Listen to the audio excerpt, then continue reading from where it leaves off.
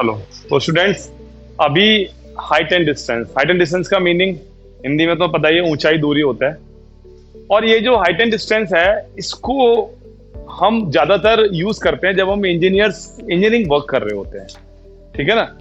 कोई फ्लाईओवर हमने बनाना है, उसका क्या मतलब उसका स्लोप कहाँ से स्टार्ट होना चाहिए, कहाँ तक उसका, जहाँ एग्जैक्टली जहाँ पर नीचे से निकलने के रास्ते आएंगे, वहां कहाँ से उसका एक्चुअल हाइट कितनी होगी ऊपर जाके, वहां से उसका फिर नीचे का स्लोप कितना होगा, वो सारा इंजीनियरिंग वर्क होता है। जैसे जब भी आप हाइट एंड डिस्टेंस की बात करते हो तो पहले तो वहां राइट एंगल ट्राइंगल की बात होती है। राइट एंगल ट्राइंगल में जो राइट एंगल के अपोजिट वाला एंगल, वो अपोजिट वाली साइड होती है, उसे हाइपोटेन्यूज कहते हैं। और ये बेस होती है, और ये आपका परपेंडिकुलर होता है।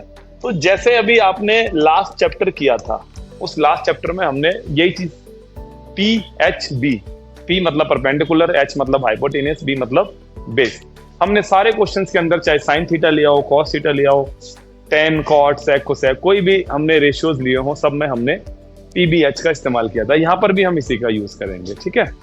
लेकिन पहले ये हाइट एंड डिस्टेंस होता कैसे, इसके बारे में हम बात कर लेते हैं। सपोज जैसे हमें ये कोई यहां से यहां तक की कोई, ये हमारी हाइट है परपेंडिकुलर, और यहां से यहां तक का ये बेस है, तो मैं बेस और हाइट के थ्रू क्या फाइंड कर सकता हूं? हाइपोटेन्यूज फाइंड कर सकता हूं।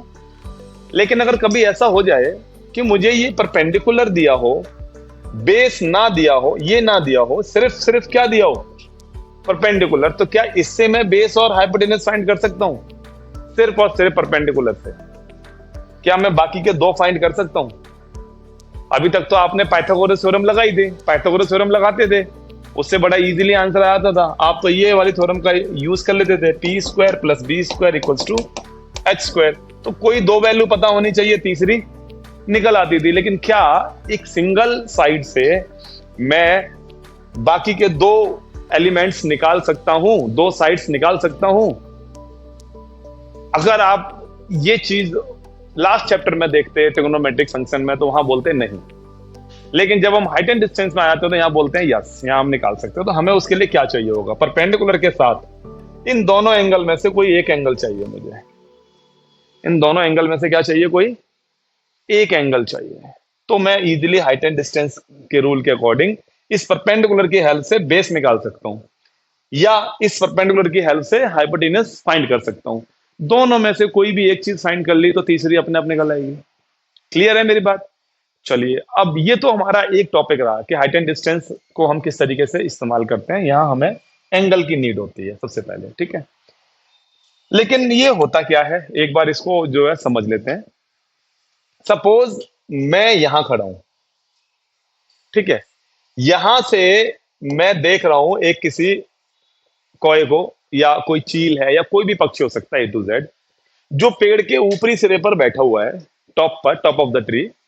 अब यहां से जैसे ही मैंने इस पेड़ पर बैठे हुए पक्षी को, यानी बर्ड को देखा, तो मैंने ये देखा कि मेरा कितने डिग्री का एंगल बन रहा है मेरे देखने पे। अब देखूंगा तो अपनी आई से देखूंगा, तो ये समझो यहां पर मेरी आईज है, यहां से मैंने उसको देखा, तो ये एंगल कितने डिग्री का बन रहा है। लेकिन इस एंगल कितने डिग्री का बन रहा है, उससे पहले मुझे पता होना चाहिए ये एंगल का नाम क्या है। इस एंगल को हम बोलते हैं, हिंदी में लिखता हूं फिर इंग्लिश में भी समझाता हूं, उन्नयन कोण। यानी अगर इसको मैं इंग्लिश में बोलूं तो एंगल ऑफ एलिवेशन, या एलिवेशन एंगल कहते हैं इसे। ठीक है। Elevation angle. ओके। जब भी आपसे एलिवेशन एंगल की बात हो तो आप समझ जाना नीचे से ऊपर देखने की बात हो रही है। क्या बताया मैंने? नीचे से ऊपर देखने की बात हो रही है, कि मैं नीचे खड़ा हूं, ऊपर देख रहा हूं। ये तो फिर भी मैं जमीन पे खड़ा हूं और एक बर्ड को मतलब पेड़ पे देख रहा हूं, नेचुरली मैं ऊपर से नीचे देख रहा हूं। लेकिन क्या कभी ऐसा हो सकता है मैं इस बर्ड को देख रहा हूं और ऊपर से नीचे देख रहा हूं? क्यों नहीं हो सकता? ये एक ट्री है, सपोज ये एक ट्री है, इस ट्री पर कोई बर्ड है, और ये रही मेरी बिल्डिंग जिसमें मैं मतलब रहता हूं, और मैं टॉप फ्लोर पे खड़ा हूं। बिल्डिंग तो ट्री से बड़ी होती है, ऐसा तो नहीं है कि नहीं होती? तो यहां से अब मैं देखूंगा तो क्या मेरी आइज से जो एंगल ऑफ, मतलब इसको देखने के लिए एलिवेशन बनेगा? नहीं। यहां फिर दूसरा एंगल बनेगा। तो जब भी ये आपको एक as a theory, as a story आपको ये क्वेश्चन देते हैं, क्योंकि ये वर्ड प्रॉब्लम क्वेश्चन होता है तो एज अ स्टोरी आएगा। तो जब भी आपको ये एज अ स्टोरी क्वेश्चन देते हैं तो वहां पर ये एंगल ऑफ एलिवेशन और एंगल ऑफ डिप्रेशन इन दो का बड़ा यूज करते हैं, और वो यूज इसलिए होता है जिससे आप समझ जाओ कि जहां मैं खड़ा हूं वो ऊपर है या नीचे की तरफ की बात हो रही है। तो फिलहाल यहाँ पर मैं अभी बात कर रहा था एंगल ऑफ एलिवेशन की, तो ये समझ आ गया होगा एंगल ऑफ एलिवेशन क्या होता है जब भी हम नीचे से ऊपर देखते हैं। अब आ जाते हैं नेक्स्ट टॉपिक पर। जब भी हम कभी किसी बिल्डिंग पे खड़े हैं और नीचे एक आती हुई कार को देख रहे हैं या जाती हुई कार को देख रहे हैं, तो इस केस में बनता है एंगल ऑफ डिप्रेशन, और ये बनता है सीधी लाइन खींचने के साथ इस तरीके से। इसे हम बोलेंगे एंगल ऑफ डिप्रेशन, ठीक है, यानी अवनमन कोण। हिंदी में क्या बोलते हैं? अवनमन कोण। सभी बेनिफिट लीजिए हिंदी इंग्लिश वाले, ठीक है। क्या बन गया ये? अवनमन कोण। ये सिर्फ तभी होगा जब आप ऊपर से नीचे की तरफ देखते हैं किसी चीज को आते हुए। अब इसमें भी ये मेरे लिए क्या है? परपेंडिकुलर है, ये मेरे लिए बेस है, ये मेरे लिए हाइपोटेनस है। अगर मुझे ओनली बेस दिया है और मुझे परपेंडिकुलर या हाइपोटेनस फाइंड करना है, तो मुझे फिर वही एक आपको एंगल की नीड होगी होगी। तो यहां पर आपको एंगल ऑफ डिप्रेशन पता है, तो बाय अल्टरनेट इंटीरियर एंगल आप ये वाला एंगल भी फाइंड कर सकते हो इजीली। देखो ये लाइन और ये लाइन पैरेलल होती है, ये ट्रांसवर्सल है, तो ये दोनों एंगल आप फाइंड इजीली कर सकते हो। तो जब ये एंगल पता लग गया डिप्रेशन, तो ऑटोमेटिक हम एलिवेशन पे भी आ जाते हैं, दोनों इक्वल होते हैं। बट ऊपर से नीचे देखने पर एंगल ऑफ डिप्रेशन बनता है, जो ऊपर की साइड बनाया जाता है इस तरीके से, और नीचे से ऊपर देखने पर आपका एंगल ऑफ एलिवेशन बनता है, जो नीचे से ऊपर देखने पर या नीचे से ऊपर की चीज का एंगल बनाते हैं, तो वो जो है बनता है। क्लियर है मेरी बात इतनी? ओके। अब इसके ऊपर एक क्वेश्चन मैं आपको छोटा सा सिर्फ एक एग्जांपल के रूप में मैं समझा रहा हूं। सपोज मेरे पास एक ये टावर है, ठीक है ना, और एक ये बिल्डिंग है। क्या है? बिल्डिंग। अब जरूरी नहीं है कि बिल्डिंग की हाइट ज्यादा हो और टावर की हाइट कम हो, और जरूरी नहीं है कि टावर की हाइट ज्यादा हो बिल्डिंग की कम हो। मतलब हो सकता है ये बिल्डिंग हो, मतलब हो सकती थी इजीली, मैं चाहता तो इसको बिल्डिंग लिख देता, इसको मैं टावर लिख देता। कई जगह टावर हुए होते हैं बड़े, बिल्डिंग छोटी होती है, कई जगह बिल्डिंग बड़ी होती है, टावर छोटे होते हैं।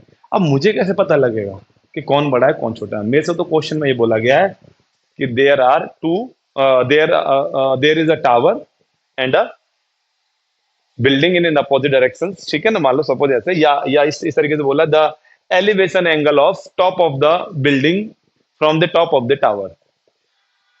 तो जब भी ये हमसे बोले elevation angle of the angle, sorry, elevation angle of the top of the building from the top of the tower, इसका मतलब टावर के टॉप से बिल्डिंग के टॉप को देखने पर क्या बन रहा है? एलिवेशन।